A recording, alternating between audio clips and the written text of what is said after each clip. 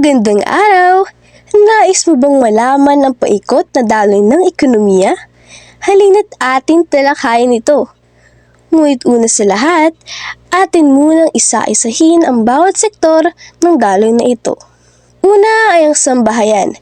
Sila ay ang mga lokal na tao o mamamayan na kumukonsumo sa mga produkto ng bahay kalakal. Ngunit, wala silang kakayahang gawin ito. Sila rin ang tagatustos ng mga salik ng produksyon na binibili naman ng bahay kalakal. Pangalawa, ang bahay kalakal. Sila ang tinatawag rin mga producer na gumagawa at nagbebenta ng mga produkto o serbisyo na kinukonsumo ng sambahayan. Pangatlo, ang pamahalaan. Sila ang bumubuo ng patakaran para maisaayos ang ating ekonomiya. At panghuli ang institusyong pinansyal na ang pangunahing gawain ay maging tagapagtago ng labis na salapi o pondo ng bahay kalakal at sambahayan. Ngayon naman, talakayin na natin ang 5 ekonomikong modelo ng pambansang ekonomiya. Ang unang modelo ay tinatawag na payak na ekonomiya o simpleng ekonomiya, kung saan ang sambahayan at bahay kalakal ay iisa lamang. Ang kumukonsumo ay siya rin gumagawa. Sa pangalawang modelo naman ay ang bahay kalakal. Sa modelong ito, ang ekonomiya ay nahati sa 2 sektor, ang pamilihan ng salik ng produksyon at pamilihan ng mga tapos na produkto o serbisyo. Sa modelo, ang panloob na daloy ay nag-uugat sa pagbili ng salik ng produksyon mula sa factor markets ng sambahayan. Ginagamit ang mga ito upang makagawa ng produkto na ibebenta sa pamilihan ng kalakal at paglilingkod. Ito ang pangunahing proseso kung paano umiikot ang ekonomiya para matustusan ang pangangailangan ng sambahayan. Ang nasa kulay pula o ang panlabas na daloy ay umiikot sa kita ng ekonomiya. Ang bahay kalakal ay gagamit ng kinita mula sa produkto upang magpasahod sa manggagawa mula sa sambahayan. Ang kinita ay gagamitin rin nila sa pagbili ng kalakal at paglilingkod na babalik ulit sa bahay kalakal. Sa ikatlong modelo, ang institusyong pinansyal ay pumapasok. Hindi lahat ng kinikita ng sambahayan ay agad na ginagastos. May bahagi ng kinikita ang itinatabi sa pamilihang pampinansyal, tulad ng pag-iimpok para sa mga plano sa hinaharap. Ang mga bahay kalakal ay maaaring manghiram sa sambahayan para sa kanilang mga investment sa pamamagitan ng pamilihang pampinansyal, ngunit may kabayaran na interes para dito. Sa pang-4 na modelo, ang pamahalaan ay may mahalagang papel. Sila ay nangongolekta ng buwis mula sa sambahayan at gumagastos para sa pasahod ng kanilang mga kawani. Sa kabaliktaran, sila rin ay bumibili ng mga produkto mula sa bahay kalakal para sa pampublikong serbisyo at sisingilin nila ng buwis. At ang panghuli at pang-5 modelo, ang kalakalang panlabas. Ang import o ang pag-aangkat ay pagbili ng produkto at serbisyo mula sa ibang bansa, habang ang export o pagluluwas naman ay pagbenta ng produkto at serbisyo sa ibang bansa. Ito ay nagpapakita ng ugnayan ng ekonomiya sa pandaigdigang merkado, na iba sa mga naunang modelo na may saradong ekonomiya. Dito nagtatapos ang ating talakayan. Naway may natutuhan kayo. Salamat! Ano ba to? Di ko naman gets. Paano ko ito maiintindihan? Ano ba yan? Di ko na nga gets, nasira pa yung TV. Uy, ano nangyayari? Ano to?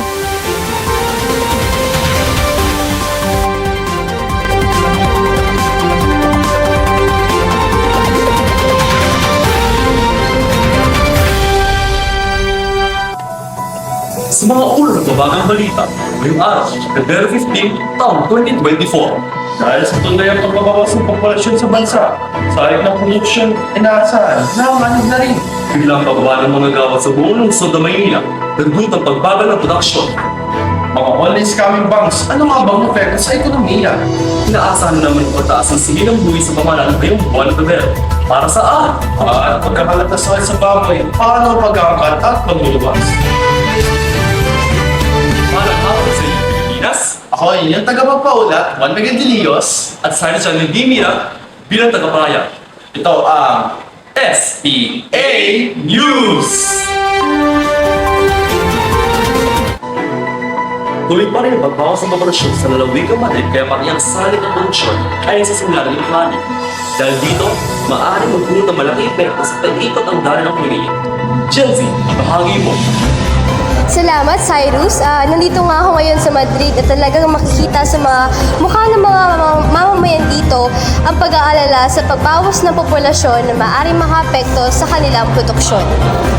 Dito po kasi mahirap talaga. Paunti ng paunti ang mga tao. Sobrang nakakapekto po yung pagbawas ng populasyon sa produksyon namin. Dahil kung walang tao, wala rin po maproproduce. Kumbaga sa payak na ekonomiya, iisa lang po ang gumagawa at siya rin kumukonsumo rito. Kaya ngayon, ayun po yung pinoproblema namin. Dahil kung wala kaming makukonsumo, kung wala rin magagawa.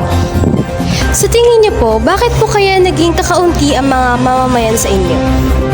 Sa tingin ko po, dahil nga sa madalas na pagsapit ng mga sakuna. Sa dahilan, kaya nagmamigrate ang mga tao sa mga lungsod. Salamat po, ma'am. Pero ayun nga, malakas ang epekto nito sa paikot na daloy ng ekonomiya. Lalo't na sila ay nasa payak o simpleng ekonomiya. Inaasahan na ang halaga ng produksyon ay siya ring halaga ng pagkonsumo ng produkto. Kaya naman, maaaring magdulot ito ng crisis kung hindi agad masusolusyonan. Back to you, Cyrus. Salamat sa impormasyong na ibahagi, Chelsea. Maninigurado na kung may bibigyan ng agad-agad na solusyon at aksyon ng iba't ibang bahagi ng lalawigang ito. Biglaan ang pagbaba ng mga manggagawa sa buong lungsod na Maynila. Kaya na may babagal rin ang mga paggawa ng mga produkto. At yung mga pamilihan na salit na produksyon, pati ang tawag na factory markets at pamilihan ng mga tapos na produkto o commodity ay nanganganib na rin. Maaari ba kami makuha na update dyan, Lyra? Salamat, Miguel. Nandito ako ngayon sa tapat ng isa sa mga malalaking kumpanya dito sa Maniquez, ang Diverse Works Manufacturing, upang manghingi ng impormasyon tungkol sa epekto ng pagbaba ng mga trabahador sa ating ekonomi. Sa pong factory worker dito at mahirap nga po kasi paunti-unti pong nauubusan ng mga trabahador ang mga kumpanya. Kaya po kumukonti po yung paggawa ng produksyon. Kaya lalo pong nahirapan yung sambayanan, matustos ang mga kailangan po nila. Siyempre, kami lang naman po yung makagawa ng produkto, di ba? Ano naman po ang mangyayari sa pera kung mauubusan po ng mga produktong magagawa? Bababa po yung demand, saka kukulangan po ng pera. Saka po pag wala po silang pangsahod sa amin, edi wala po kayong magagastos na magiging kita din po ng kumpanya hanggang maging paikot-ikot lang po yun. Salamat po, sir.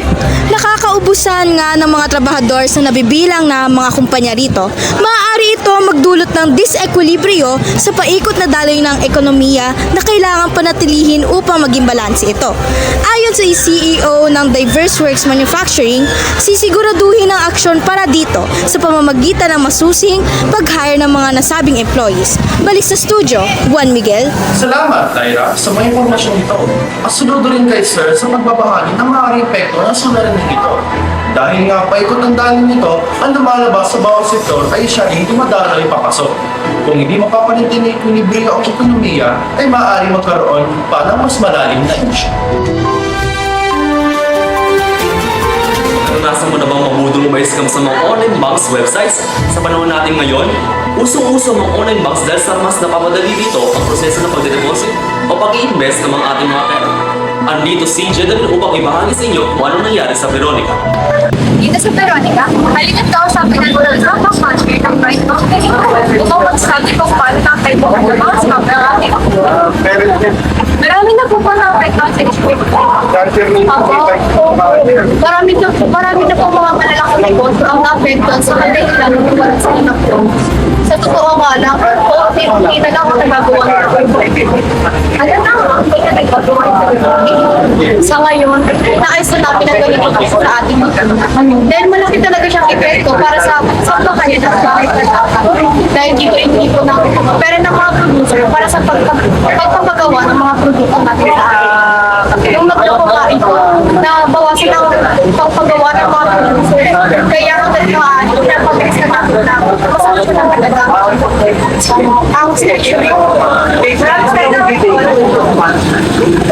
Nakasabi lang ko ng ating marami ang apekto dahil sa vaccines. Ngunit, magandang balita, nakadalhin na nagagawa ng paraan upang maibalik sa dating taon na produkto ng ating mga. Muli magbabalik sa science. Thank you sa napag-aan ng balita, Jeneline. Nabigyan na ng seguridad ang mga negosyante na ganyan patungo sa isyong ito. Naway maibalik muli ang kanilang mga salapi agad-agad.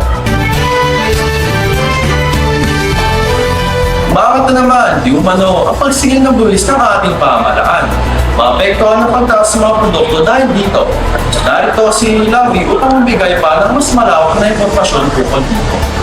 Salamat Miguel. Ngayon narito tayo sa building ng Emeralds upang makausap si Senator Rian para i-clarify kung ano talaga ang plano at bakit naniningil ng buwis ang ating pamahalaan.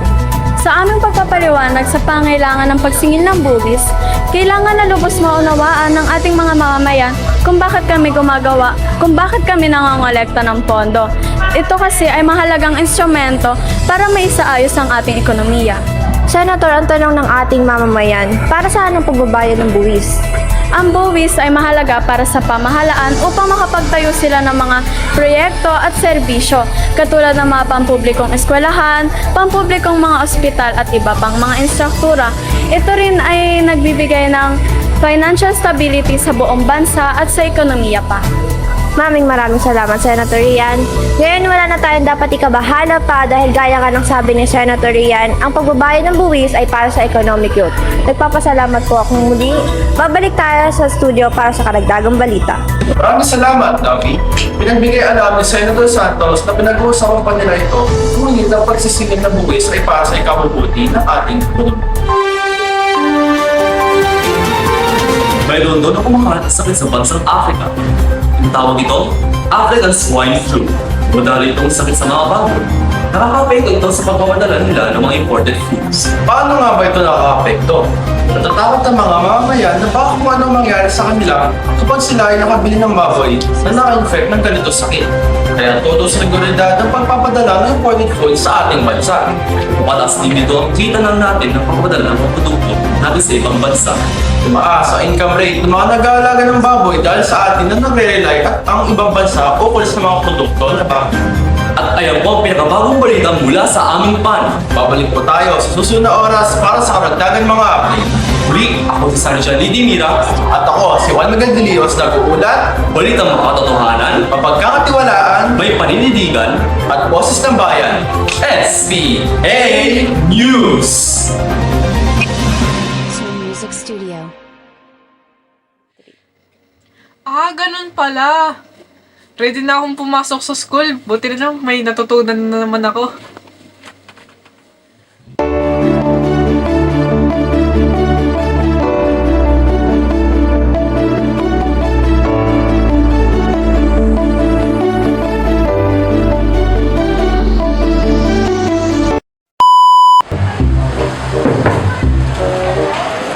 Magkano ba sa Paninindigan. Usong-usong ang Olympics dahil sa mas popular utak ito. Ang sabang money, upang magsa. Go. Salamat. Wait lang. Maaari na maapekto sa kanila. Sorry! Maaari po kami magkagawa. Ay, mali!